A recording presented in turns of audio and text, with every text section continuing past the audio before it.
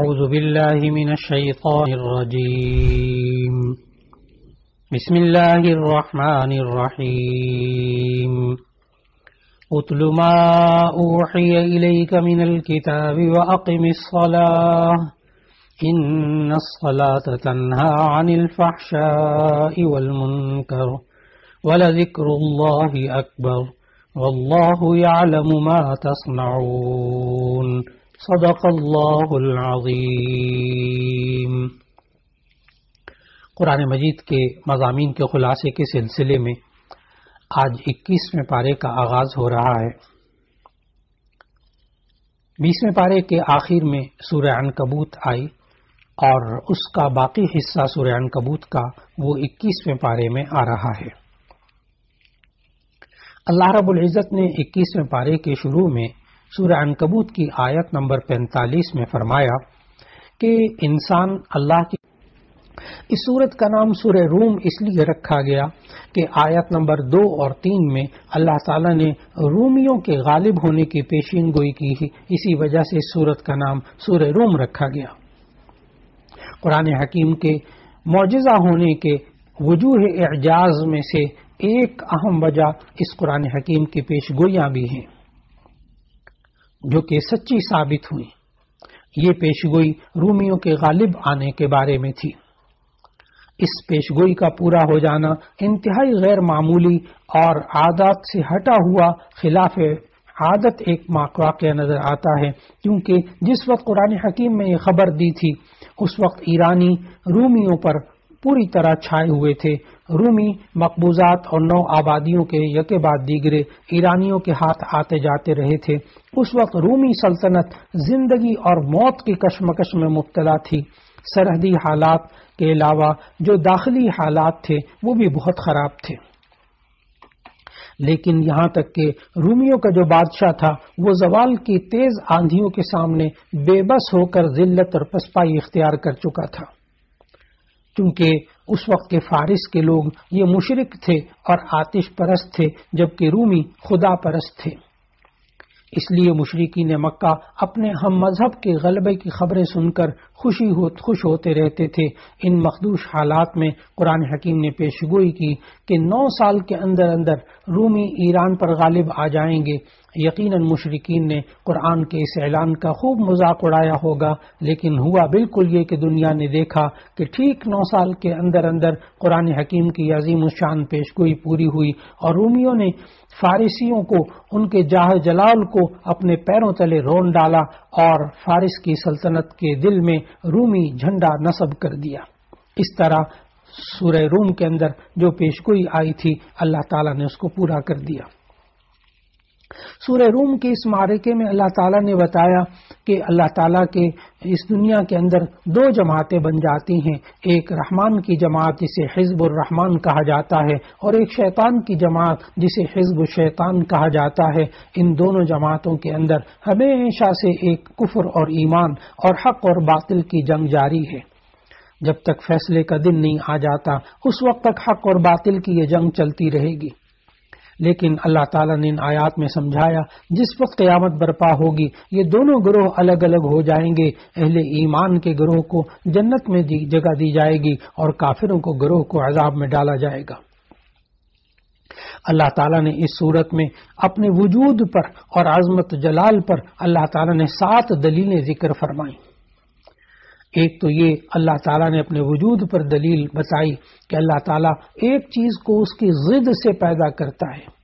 زندہ اور مردے ایک دوسرے کی ضد ہیں، لیکن اللہ اپنی قدرت کاملہ سے زندہ کو پیدا کرتا ہے، مردے سے مردہ کو پیدا کرتا ہے، مردے سے زندہ کو پیدا کرتا ہے اور زندہ کو مردہ سے پیدا کرتا ہے۔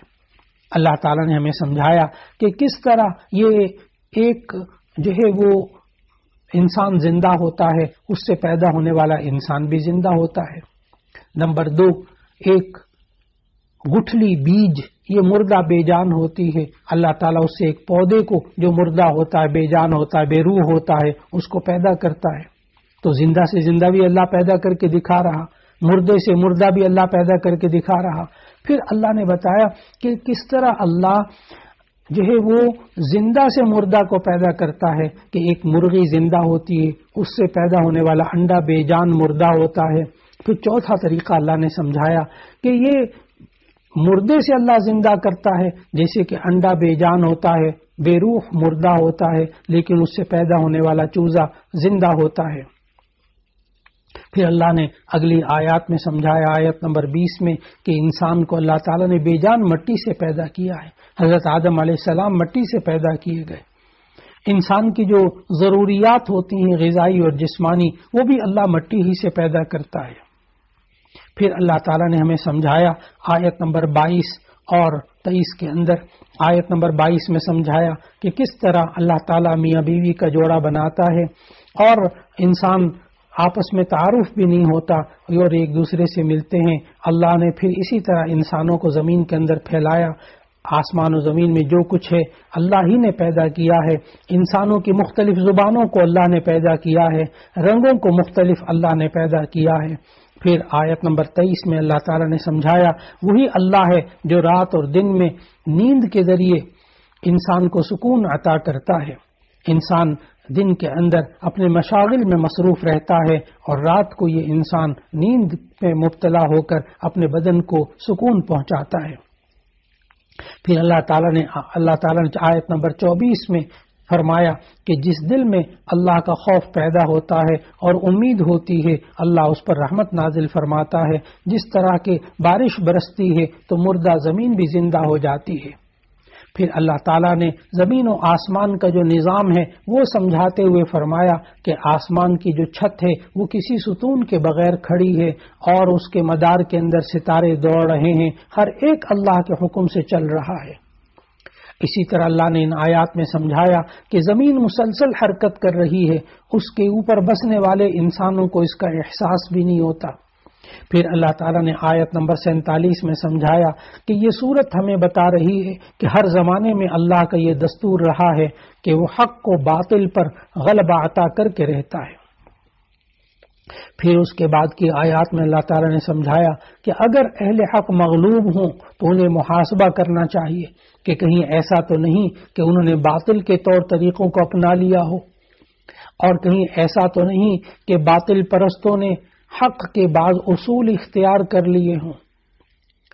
اور پھر اس کے بعد اللہ تعالیٰ نے آیت نمبر 58 میں بتایا کہ سورت کے اختتام میں کفار مکہ کا ذکر کیا کہ جن کو اللہ نے مردوں کی طرح مشابہت دی ہے، کہ یہ تو مردوں کی طرح ہے، نہ تو اللہ کی آیات کو سنتے ہیں، نہ دیکھتے ہیں، نہ ان میں غور و فکر کرتے ہیں، نہ اس کے اثر کو قبول کرتے ہیں۔ پھر اللہ نے سمجھایا کہ ہم نے لوگوں کو سمجھانے کے لیے اس قرآن میں ہر طرح کی مثالیں بیان کر دی ہیں۔ اگر تم ان کے سامنے کوئی نشانی پیش کرو گے تو یہ آگے سے کہہ دیں گے، تمہیں جھٹلائیں گے، لیکن تم ان کے جھٹلانے کی فکر نہ کرو، حق بات وہی ہے جو اللہ نے کہہ دی ہے۔ اسی کے ساتھ سورہ عنکبوت کا اختتام ہو رہا ہے اور اس سورہ روم کا اختتام ہو رہا ہے، اور اس کے بعد 21ویں پارے میں سورہ لقمان کا آغاز ہوا۔ سورہ لقمان یہ ترتیب توقیفی کے اعتبار سے سورت نمبر 31 ہے اور ترتیب نزولی کے اعتبار سے یہ سورت نمبر 57 ہے۔ یہ سورہ لقمان مکی سورت ہے، ہجرت سے پہلے نازل ہوئی۔ اس میں کل آیات 34 ہیں اور 4 رکوع ہیں۔ اس سورت کا نام سورہ لقمان اس لیے رکھا گیا کہ اللہ تعالیٰ نے آیت نمبر 12 کے اندر لقمان کا ذکر کیا کہ حضرت لقمان کو اللہ تعالیٰ نے حکمت اور دانائی عطا فرمائی تھی، اس لیے اس سورت کا نام سورہ لقمان رکھا گیا۔ اس سورت کے ابتدا میں نبی صلی اللہ علیہ وسلم کے معجزے یعنی قرآن کی عظمت کو بیان کیا، اور پھر اس کے بعد اللہ تعالیٰ نے بتایا کہ اللہ تعالیٰ نے انسانوں کو 2 گروہ میں تقسیم کیا ہوا ہے۔ ایک مومنین کا گروہ ہے جو ہر صحیفے کو اور ہر ہدایت کو اور قرآن کی ہر بات کی تصدیق کرتے ہیں۔ دوسرا فریق کافروں کا ہے، انکار کرنے والوں کا ہے، جو کہ اللہ کا انکار کرتے ہیں، اس کی آیات کو سن کر تکبر کی بنا پر منہ موڑ لیتے ہیں، گویا کہ انہوں نے سنا ہی نہیں۔ پھر اس کے بعد کی آیات میں سورہ لقمان میں اللہ تعالیٰ نے اپنی قدرت اور وحدانیت کے 4 دلائل کو ذکر کیا۔ ایک تو اللہ تعالیٰ نے آسمان کی جو دنیا ہے اس کو ذکر کیا کہ آسمان کو بغیر ستون کے اللہ نے پیدا کیا ہے، اس میں روشن ستارے ہیں۔